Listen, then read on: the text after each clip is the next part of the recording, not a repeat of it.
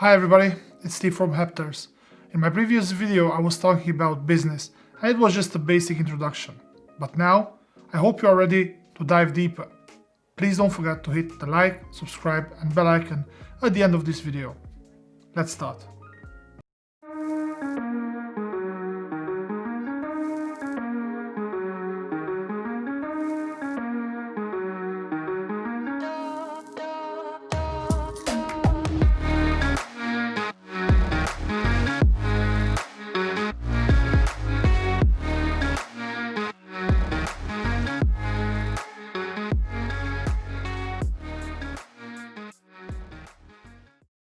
Okay, so you got a great business idea and you are seriously thinking to go solo and start your own venture.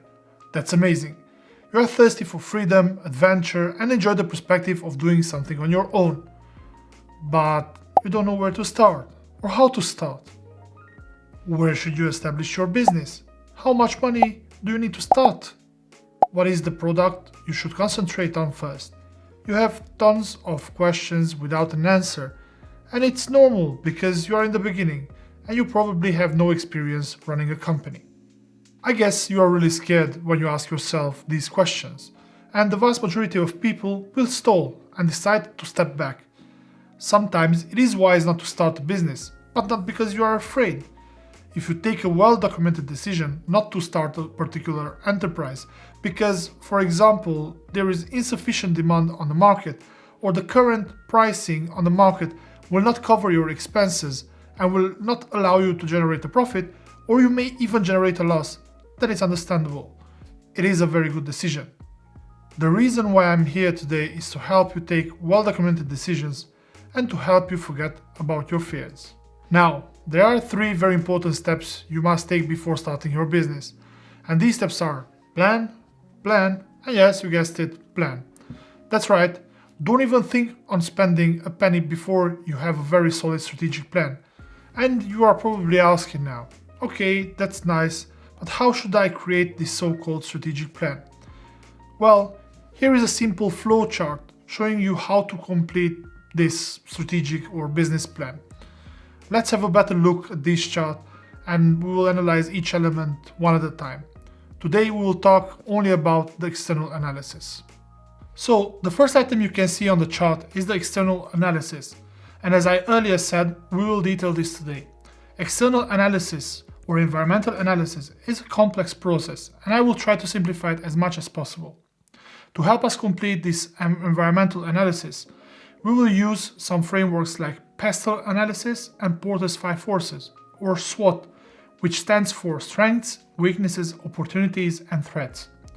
This framework has 2 internal analysis elements, strengths and weaknesses, and 2 external analysis elements, opportunities and threats. Internal analysis is designed to highlight our organization's capabilities, check our strengths, weaknesses, and by this helping us understand where we need to improve in order to get a competitive advantage. Then we move on to marketing and sales strategy. As the name suggests, we will analyze ways not just to get recognized by our target market, but how should we generate sales, what pricing strategies will we use, and the market entry strategies. Then operational strategy. At this point, we need to design our production, supply chain, and distribution. Last but not least, we need to have a financial strategy in place showing our current financial situation, financial necessity, and a solid financial forecast. Once these are done, we have a good strategic plan. Okay, so let's talk about external analysis. As you can imagine, it refers to all external factors influencing your business. Imagine that when you start working on your plan, you start with a bird's eye view, looking at the big picture. And that's what this analysis helps you to do. It helps you position yourself in the current environment.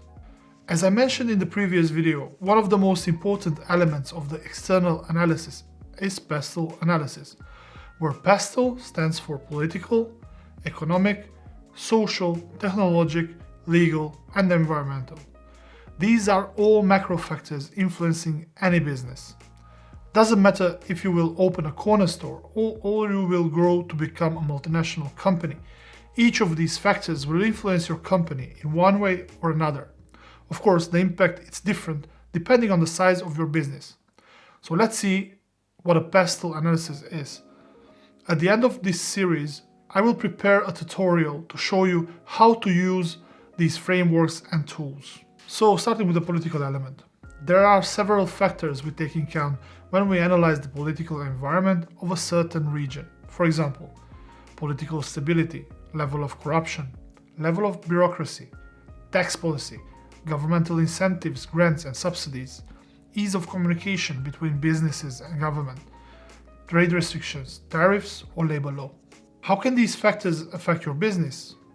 If there is no political stability, for example, in the region where you are planning to open your business, you won't be able to predict the legal changes or tax policy changes.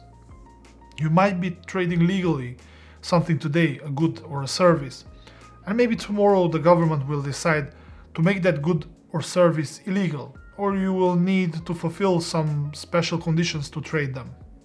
As you can see, these are all factors that are out of your control, like all the other factors in pestle. Now, moving on to the economic factor. Economic factors that must be analyzed are inflation rate, interest rates, economic growth, unemployment, stock market performance, national minimum wage, demand and market. For example, inflation rate determines how much value your money will lose in a year in that specific economy. For example, the inflation rate is 2%.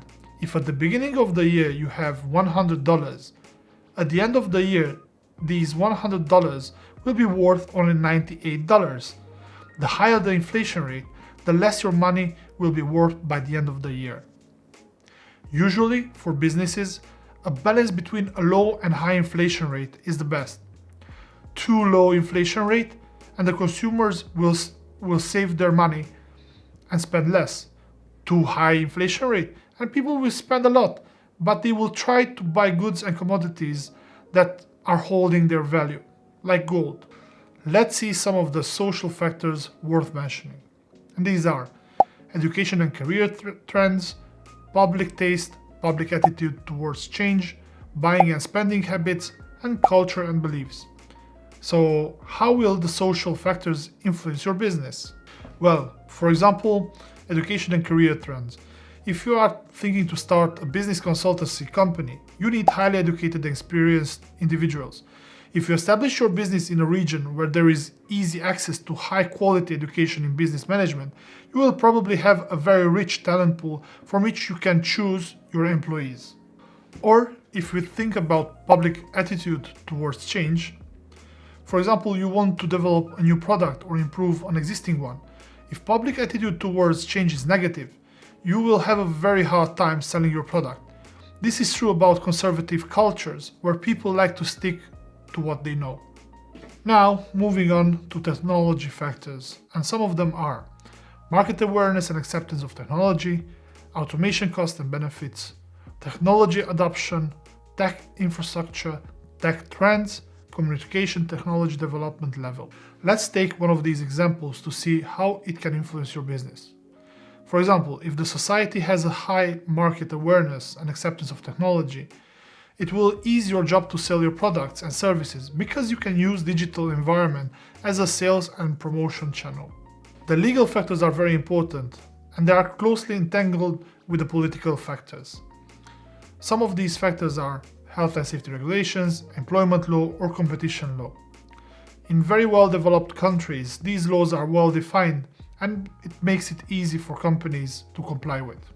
And last but not least, here are some environmental factors: environmental restrictions, impact of business on the environment, and environmental trends. Probably you can see that environmental issues are highly prioritized by today's governments. Please make sure that you are and you will be capable to comply with ever more stringent rules. As part of the external analysis, next box to be ticked is the industry overview or industry analysis. How should you do this? Easiest way is to go online and check annual reports published by the players within your industry. There are governmental reports as well as independent reports that you can access through Google Scholar. Yet another way to access this information is through paid databases like Mintel or EBSCO. I will attach the links in the description. It's not cheap to access these databases, but if you are a student, usually you can have free access to them through your university website. Next, we'll analyze the competition. Why do we need to perform this analysis? Because it will help you identify your competitors, see how they position on the market, the quality of their products, identify their strengths and weaknesses, which ultimately will give you the chance to identify the opportunity on the market which is not covered by your competitors. The best way to perform this analysis is by using Porter's 5 forces method. It will not only allow you to analyze the industry rivalry, but it also reveals you the bargaining power of suppliers and customers, and the threats of new entrants or threats of substitutes. Again, we are not going further down to detail. I will use the tutorial for that. During the first half of 2021, we'll launch our website, where you will be able to download useful tools for your business, get enrolled in training programs, book a one-to-one with me or one of my expert colleagues, or buy merchandise to help support our channel. There are other important external factors like geographical and demographic factors, which we are not going to talk about today, but we will use them in the tutorial. I hope you enjoyed today's video, and if you did, please don't forget to hit the like, subscribe and bell icon. Don't forget that everything is possible if you work hard, smart, and take well-documented decisions. See you soon. Have a good one.